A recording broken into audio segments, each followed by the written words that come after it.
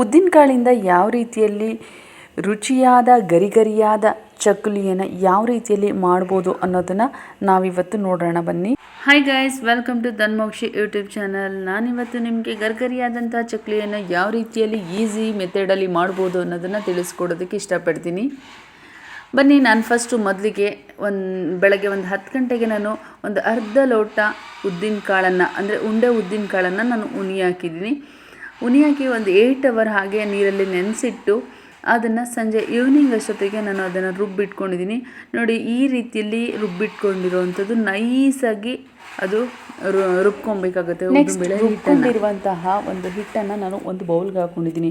ಯಾಕೆ ಮೆಜರ್ಮೆಂಟು ಕರೆಕ್ಟಾಗಿ ಸಿಗಲಿ ಅನ್ನೋ ಒಂದು ಇಂಟೆನ್ಷನ್ಗೆ ನಾನು ಆ ಥರ ಮಾಡಿರೋವಂಥದ್ದು. 1 ಬೌಲು ಹಿಟ್ಟನ್ನು ತೊಗೊಂಡಿದ್ದೀನಿ ಮತ್ತು 1 ಬೌಲ್ ಅಕ್ಕಿ ಹಿಟ್ಟನ್ನು ತೊಗೊಂಡಿದ್ದೀನಿ. ನೆಕ್ಸ್ಟು ಒಂದು 50 ಗ್ರಾಮಷ್ಟು ಬೆಣ್ಣೆನ ತೊಗೊಂಡಿದ್ದೀನಿ.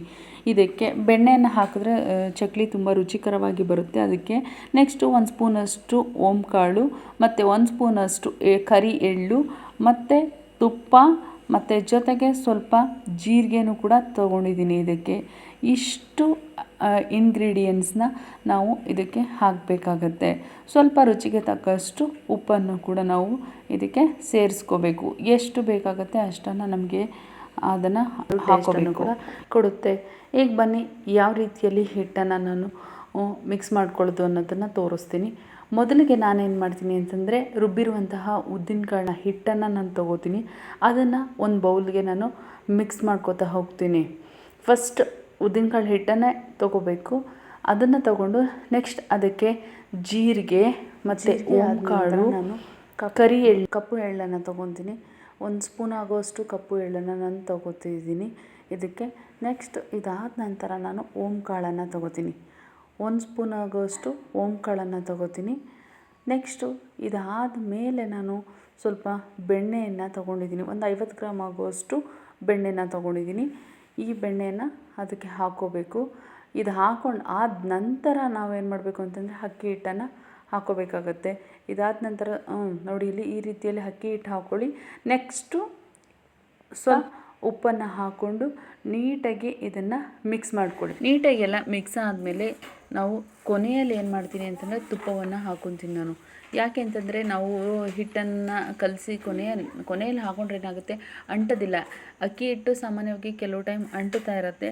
ತುಪ್ಪವನ್ನು ಕೊನೆಯಲ್ಲೇ ಹಾಕೋದ್ರಿಂದ ನಮ್ಮ ಕೈಗೆ ಅಂಟೋದು ಮತ್ತು ಚಕ್ಕುಲಿ ಒಳಗೆ ಅದನ್ನು ಹಾಕಿದ್ರೂ ಕೂಡ ಅಂಟ್ಕೊಳ್ಳೋದು ಆ ಥರ ಏನೂ ಆಗೋಲ್ಲ. ಅದಕ್ಕೋಸ್ಕರ ನಾನು ಲಾಸ್ಟಲ್ಲಿ ಹಾಕ್ತೀನಿ. ಈ ರೀತಿಯಲ್ಲಿ ತುಪ್ಪವನ್ನು ಹಾಕ್ಕೊಂಡು ನಾನು ಮಿಕ್ಸ್ ಮಾಡ್ಕೊತೀನಿ ಲಾಸ್ಟಲ್ಲಿ. ಎಷ್ಟು ಬೇಕಷ್ಟು ತುಪ್ಪವನ್ನು ಬೇಕಾದ್ರೆ ನೀವು ಸ್ವಲ್ಪ ಹೆಚ್ಚಾಗಿ ಹಾಕಿದ್ರೂ ಕೂಡ ಏನಾಗಲ್ಲ, ರುಚಿ ಚೆನ್ನಾಗಾಗುತ್ತೆ. ಬೇಕಾದ್ರೆ ಟ್ರೈ ಮಾಡಿ. ಬೇಕಾದರೆ ಹಿಟ್ಟೆಲ್ಲ ರೆಡಿಯಾಗಿದೆ. ಈಗ ನಾನೇನು ಮಾಡ್ತೀನಿ ಅಂದರೆ, ಚಕ್ಕುಲಿ ಒಳಗೆ ಹಾಕ್ಕೊಂಡು ಚಕ್ಕುಲಿಯನ್ನು ಒಂದು ಪ್ಲೇಟಲ್ಲಿ ನಾನು ಇದನ್ನು ಬಿಡ್ಕೋತೀನಿ. ಟೈಮ್ ಕೆಲವ್ರು ಬೇಕು ಅಂತಂದರೆ ಬಟ್ಟೆ ಮೇಲೆ ಬೇಕಾದ್ರೂ ಚಕ್ಕುಲಿನ ಒತ್ಕೋಬೋದು. ಈಗ ನೋಡಿ, ನಾನು ಒಂದು ನೀಟಾಗಿ ಕಲಸಿರೋ ಹದ ಯಾವುದೇ ಕಾರಣಕ್ಕೂ ಒಂದು ಅಂಟ್ಕೊಳ್ಳೋದಾಗಲಿ ಏನೂ ಆಗೋಲ್ಲ. ನೀಟಾಗಿ ನಾನು ಅದನ್ನು ಎತ್ಕೊಬೋದು, ಅಷ್ಟು ನೀಟಾಗಿದೆ ಹಿಟ್ಟು. ಒಂದು ಮುರ್ಕೊಳ್ಳೋದಾಗಲಿ ಅಥವಾ ಇನ್ನೊಂದಾಗಲಿ ಏನೂ ಆಗಲ್ಲ. ನೀಟಾಗಿ ಎಣ್ಣೆಗೆ ನೀಟಾಗಿ ಒತ್ತಿ ಇಟ್ಕೊಂಡಿದ್ದೀನಿ. ಒತ್ತಿ ಇಟ್ಕೊಂಡು ಆದ ನಂತರ ನಾನು ಇವಾಗ ಎಣ್ಣೆ ಬಾಣಲಿಗೆ ಚಕ್ಕುಲಿಗಳ ಎಲ್ಲವನ್ನು ನಾನು ಏನು ಒತ್ತಿಟ್ಕೊಂಡಿದ್ದೀನಿ ಅದನ್ನು ಹಾಕಿದ್ದೀನಿ. ಎಣ್ಣೆ ಕಾದಿದೆ.